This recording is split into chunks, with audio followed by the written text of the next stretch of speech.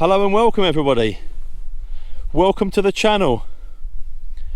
Very pleased you can join us. Actually, it's great to see the number of people that have been getting involved in what's going on with these bikes. It's amazing, really amazing, and we're really grateful for all the support we've had and the interest and the questions and the comments.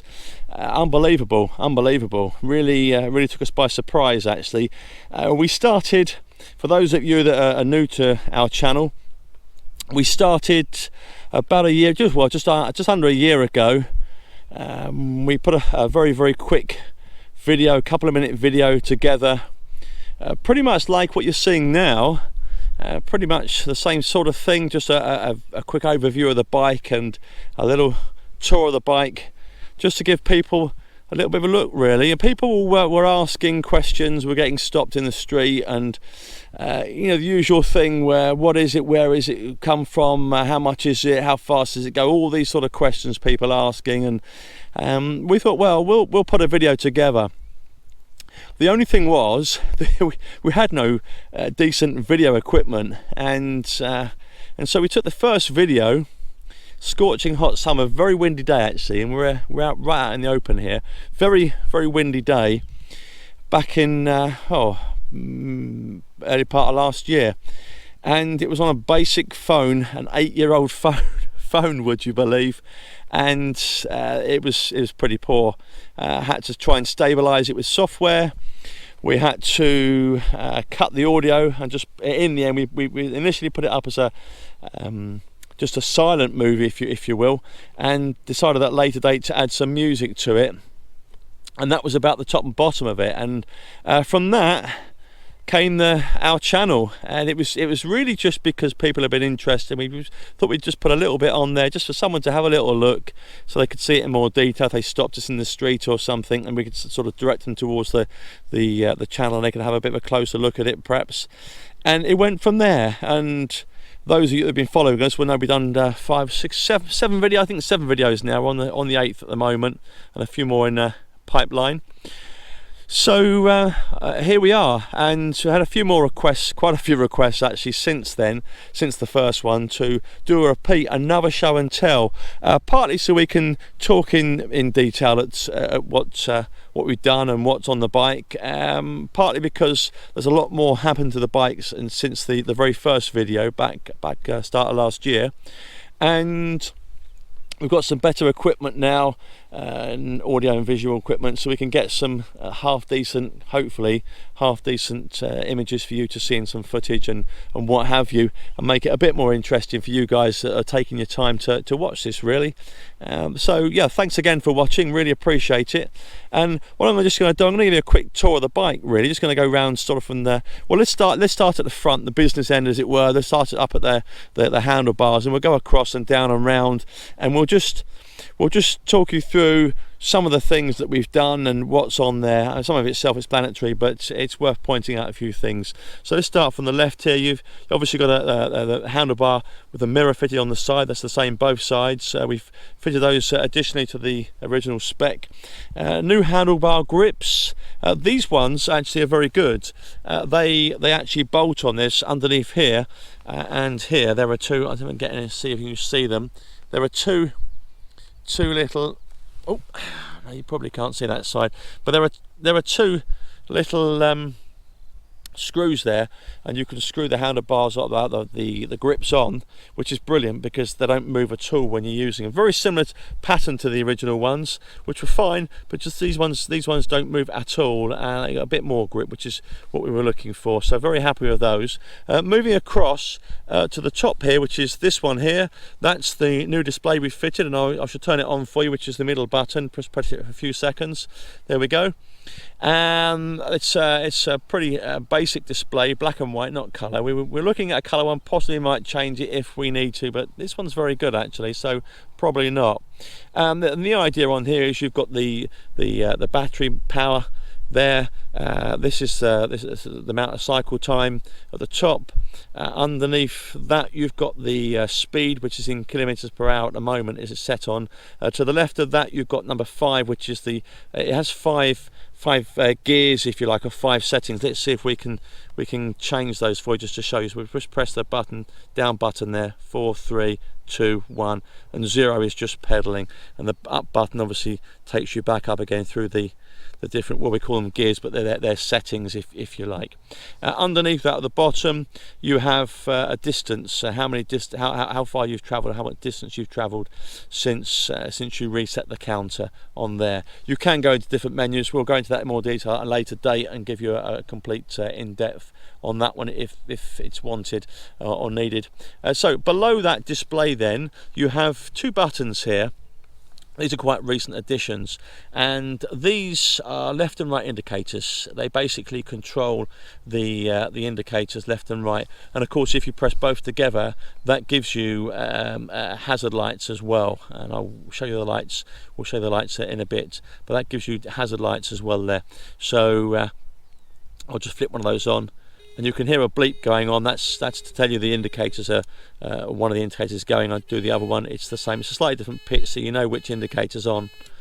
That's those 2 there. So moving across, I've got the GoPro mount. I'm sure you're familiar with that. We've got one on the front, one on the back as well, which I'll show you in a little while. Moving across from there, we've got a mobile phone. We mainly use it for GPS sat nav really, and also for we use it for music. We use it to also bring up the GoPro, for the software for the GoPro, so we can bring images and stuff and what have you on there. Moving across to the right here we have another switch, and this switch here is for the spotlights on the front, and it's just an on-off switch for the spotlights, but it has 3 functions. So you turn it on, it's on full brightness. Turn it off, turn it on again, directly back on again, it goes to low dip beam, if you like, or low brightness. Turn it off, turn it on again, it goes to a flash mode or a strobe mode.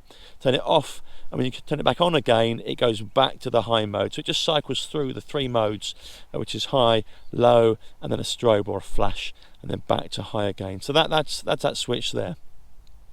Across from there is something called a target blue eye, which is this panel here, this control panel here, and this is basically to let us know when there's an emergency vehicle within a mile range of us or thereabouts, so as it gets closer we can make sure that we don't interfere with it, we keep well away, we get out to the side, off to the side, and let the vehicle go about its business. So that's the whole point of that one, is just to make us aware of any vehicles, emergency vehicles that are approaching. That's that one there.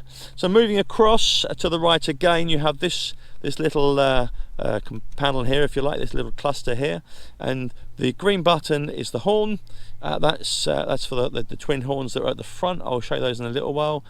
This next one here is a lighting button, and then we've got a repeat really of the indicators at the top here, this little switch which you can hear, and if I go across to the right, there we go.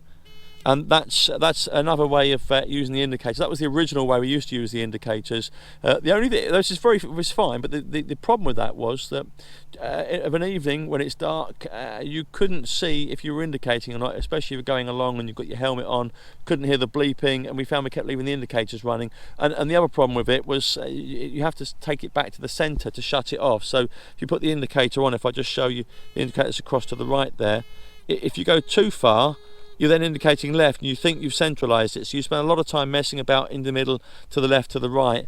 So we felt that the new buttons that we fitted, or the switches that we fitted, were a much better option. Very tactile, you can feel there's 2 separate buttons or switches, so you can feel if it's on or if it's off, even at night. And we were considering, I'll just pan back to them there, we were considering whether we should put little LEDs in there as well, possibly.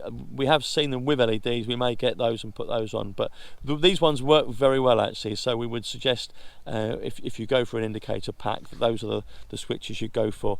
So let's pan back across again. Obviously new grip on this side and the new mirror on this side as well, the same as the other side.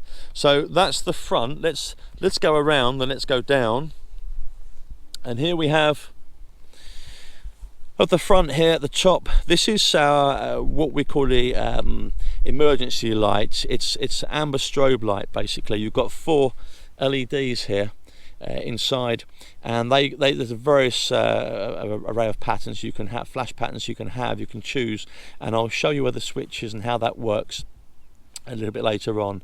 But that's something which is great if you're on a country lane. There's no street lighting of an evening and in the dark, and you've got lots of fast moving traffic. It's a great way to grab their attention and say, we're over here, and you'd be surprised once they see you and they see that they slow down. Pretty much most traffic slows down, and 2, they'll give you a great big wide berth, which is what you're trying to achieve really. Keep people away from you, because you're on a bike, any bike, you're very vulnerable. So that was the whole point of this. We've got one at the front, there's one at the rear as well, which we'll show you in a sec as we go round. So moving down then from there, we have the original headlight, which is fine. We have made a different mounting bracket for it, which I'm not sure we can show you in the possibly we'll show you later on. We'll pan on and show you, but we've changed the mounting bracket. The original mounting bracket was just way too thin and flimsy, and yes, you guessed it, it snapped and the headlight drooped and everything else. It's a common fault. So we've just made a real beefy, very secure bracket, and then mounted it to the original light and put that onto the 333 set, and it's fine, absolutely fine. Hasn't been a problem at all. So moving down from the headlight, you can see these 2 silver things. We were asked if they were grills, if they were vents, and all sorts of different things we've been asked about them. In actual fact, that's the horns. They've got like a chrome plating. You can probably see from the side there. They come out there. And this is a set of twin tone air horns. At the moment, we only have one working, which is this our left one. You're right, but left as we're sitting on the bike. We intend to get both working. The only reason we haven't at the moment, we need to add a relay into the control box, which we haven't done yet. There's various bits of pieces still to do, so that's something we will be doing, because they sound much better twin tone than single tone. Moving down from there, you can see this black box here. This is a waterproof Bluetooth sound system. It's got NFC, near field communication. It also has a built-in light at the front. I'm going to press the button, I'll just show you that. And it's got 2 brightnesses, and then it has a flash, a faster flash, and I think that's it goes off after that. So that's a light built in there. You can turn the volume up and on and off. You can turn the volume up and down on the front here. You can fast forward and rewind tracks if you're Bluetoothing music to this via your phone or whatever. You've also got under here, you've got a little panel under here whereby you can charge phones, you can charge things, you can charge this up. You've got a power meter. If you press this button here, it gives you a power meter. As you can see, we've got two bars left, so we need to put that on charge. And you've got an input as well here, audio input and bits and pieces there. So that's very good actually. And we used to use that for music, but we don't tend to now, simply because we've now got intercoms and what have you, and music in the helmets, so we don't really need that anymore. But it's still good if you want to pitch up somewhere and you want to just play some sounds out loud. It's a great sound. It's a very good. It's got like a bit of a bass driving unit and a couple of mid-range tweeters on the side here, and it works very well actually. Quite punchy, quite snappy. Very good. So down from there, then I'll go down to this side. Both sides are the same, but I'll go down to this side here, and what we have here is one of the indicators, the other one being the other side there, as I'm sure you can see. These are indicators. They weren't the original ones. We've changed them since the one of the first videos, second and third video we did. We've changed them. Reason being is, well, two reasons. First of all, that these are very durable. They're sort of a rubbery compound they're covered with. They don't break if you catch them. The other ones, we've broken 3 or 4 of those. They're sort of hard plastic and they just used to snap. That's the first reason. Second reason, these are a lot brighter. Third reason is these have built-in flasher units, whereby on the other ones we had to make some flasher units, which we've got in the control panel at the back there, which I'll show you a bit later on. Space is at a premium in the control panel. Lots going on in there, so we wanted a bit more space, so that's another reason for these. And the other reason is they don't just indicate, they're also daylight running lights at the front, and the back. You can use them as that, or you can use them as brake lights. We're using them as daylight running lights, and again I'll show you those later date. So that's the indicators, 2 of those in the front there, and we've mounted these off of the bracket that we manufactured that holds the Bluetooth speaker system. We just mounted them off the front there, so that's those. Incidentally, if you're interested in a set of these indicators, we're just looking at putting a kit together. We had lots of requests. In fact, had one yesterday. Where can we buy them? Can we get them? Can you give us some sort of fitting instructions, etc., etc. So yeah, that's something which we will probably release those as a kit, and you can. You're more than welcome to buy some. We should just add, actually, very, very important, is we are in no way connected to the manufacturer, Super73 Lithium Cycles in America. We're not affiliated to them. We're not an official UK dealer, and I should really like to stress that very, very prominently. So obviously any advice or help we give is not necessarily from the what the manufacturer believes or thinks or feels. Is our personal opinions. So please bear that in mind. But yeah, certainly that's something which we've asked a lot for, and we'll probably look at putting a kit together. So that's something you can have if you need it. We can help you out there. Moving down, so from the indicators, moving down to these, and there's again one either side. You can see there, and these are the front spotlights. They're 125 watts. They're wired in to the main batteries via a power converter. In actual fact, you could run these direct from the battery, because they'll take up to about 50 or 60 volts, I believe. So you could run them straight off the battery, but we haven't. We've gone running them via 12 volts for a power converter, and again we can discuss that at a later date and go through that. So and they're operated by the switch, which is on the handlebars we've shown you earlier. So moving round, lots to see. Not sure how much time we've got, and we might have to do this in 2 parts, who knows. But anyway, moving round, so just on the top first, you can see here this is the top mounted battery, not an original battery, I have to say, which is why there's no stickers on it, or decals if you like.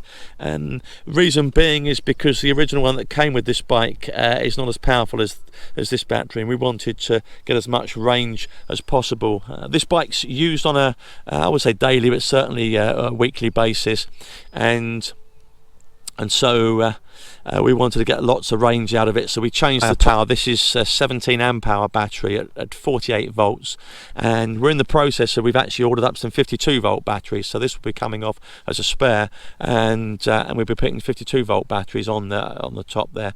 So moving down to the battery here, this is the same format as the top battery. The difference being this is only a 15 amp hour battery, still very powerful, but it's 15 amp hour at 48 volts. So that's that one there. We also have another battery. I'll take you down when we're on the subject of batteries, and down under the bottom here, and we've just fitted this one in. We had a 48 volt. Unfortunately, on the last video, we went into the water with the bike. Water got into the battery and ruined the battery. So we've now got this one. We haven't finished spraying it. You can see we need to spray this black down here. Likewise, the other support at the front. So that they'll need spraying, and they'll get sprayed in the next few days. But this is now a 52 volt battery. We figured, well, if we're going to have to replace one battery, let's do a 52 volt, and then we can change the other 2 as well, which is on the cards. We've ordered them there, they're waiting for them to come, but the bottom one now is 52, and that makes a big difference, and we'll talk you through that. We're going to do a separate video all about batteries. There's a lot to tell you, a lot of information, and that's worthy of a video just on batteries and power alone. So that's the battery there, the third battery.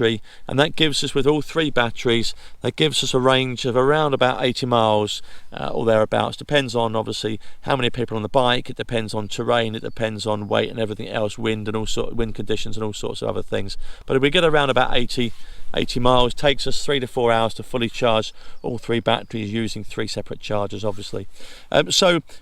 New pedals as well. These are Spax spoons, I believe. Sorry, apologies, Spank spoons they're called, made by Spank, and they're called spoons because they look like spoons, I guess. They do 3 sizes of these, and these are the biggest ones they do.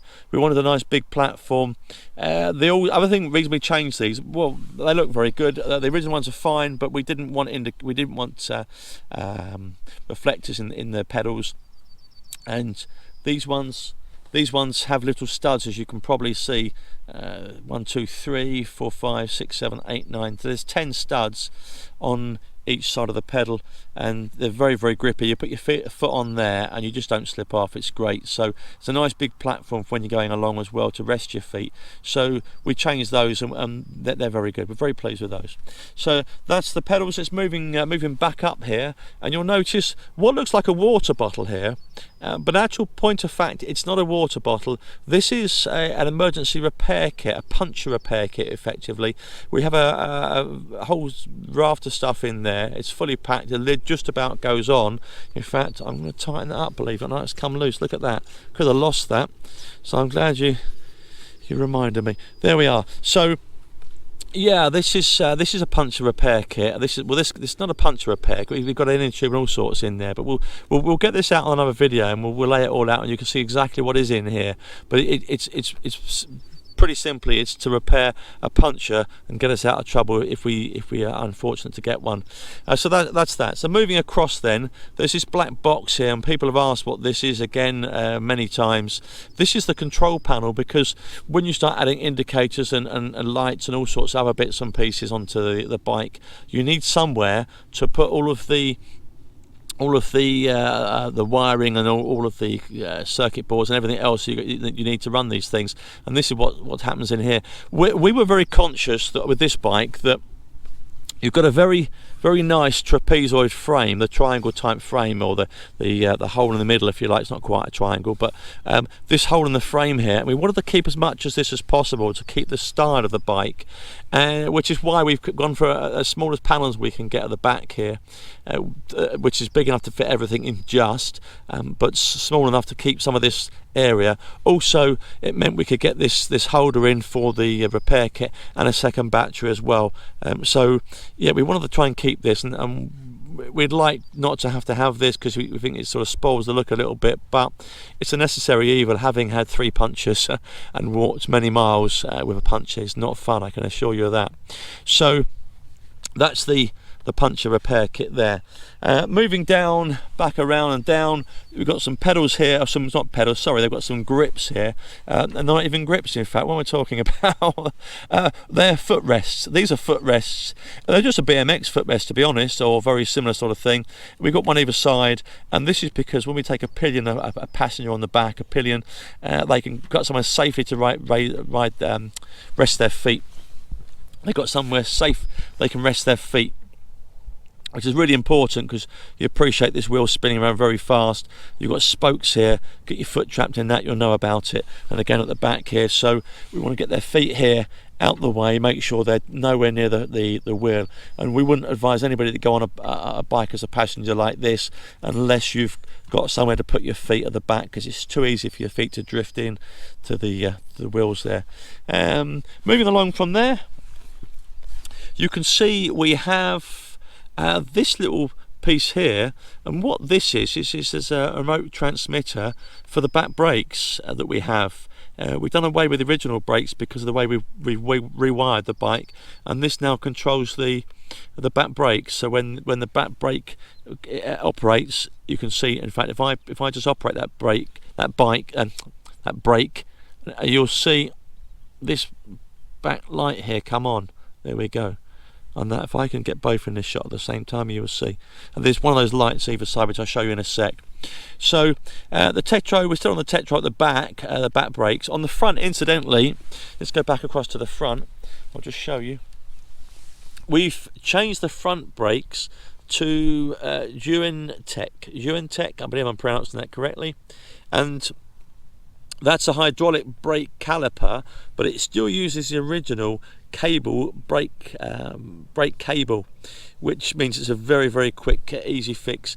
Two or three bolts to, or 3 or 4 bolts to change here, and you can just change the whole, swap the whole thing out. We fitted a new disc here as well, brake disc, which is also a Duintech, and that gives us much better braking. The original braking's fine, 160mm discs. However, because of the modifications to this bike, we felt that really to either to up the disc size or the quick, which is the long-term plan, or just to put a hydraulic caliper on it, and these stop very good. Very pleased with those. Oh, and also incidentally, one thing I didn't show you, which is the mudguards. Not standard, and they're not original either, but they're a set of mudguards that we've got on here, and we've had to modify these bars down here to fit onto the front here, and again on the rear we've modified them as well. So they're not actually Super73 mudguards, and I'll show you the rear one.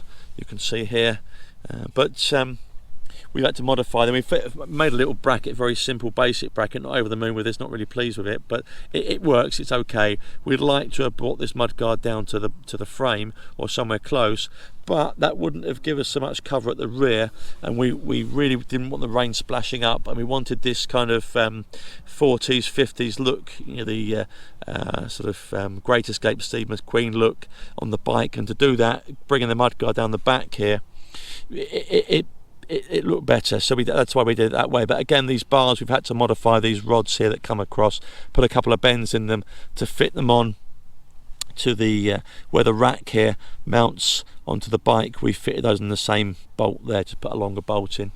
So that's the rear there.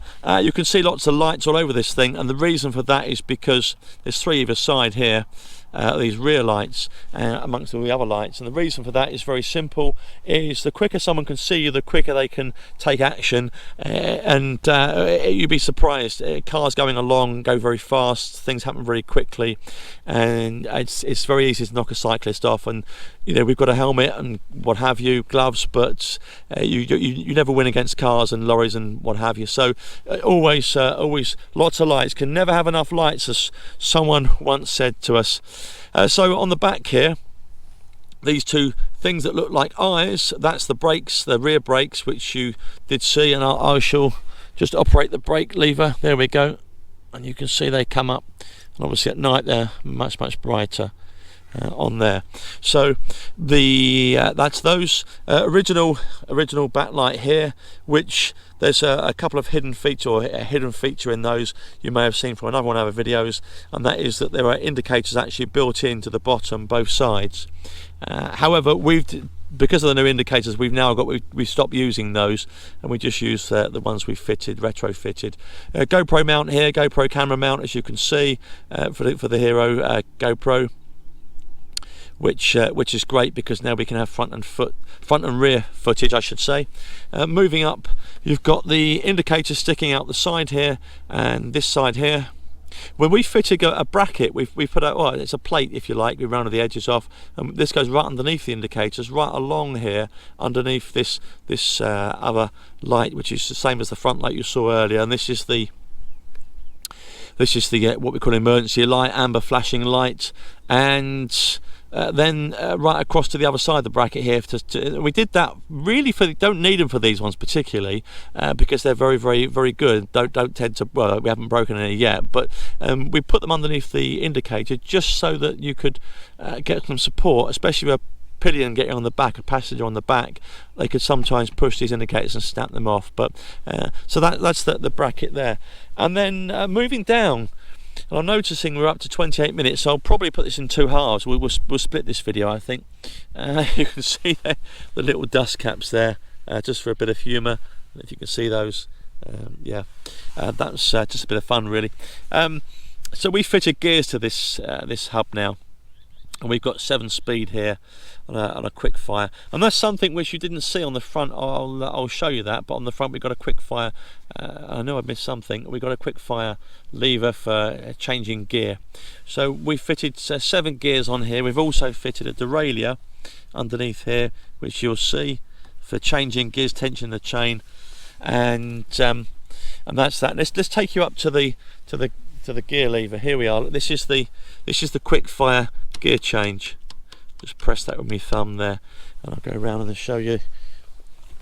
And you just put this lever down here. So you're going along, you just literally just press that down and then pull the lever back to change from 1 to 7, one gear at a time, which is great because you can fire it down. So when you're pulling away, if you want to pull away in a hurry, you can put it in first, and then once you get up to a bit of speed, you want to get a bit more speed, you can drop it in 7 and keep the thing moving. And we felt the original gear's fine. It's just sort of, it does what it's supposed to do, which is moves the bike, but you've got very little option on there, and once the bike gets up to speed, the motor cuts out. You've got no chance of going any faster because you just can't keep up pedal fast enough.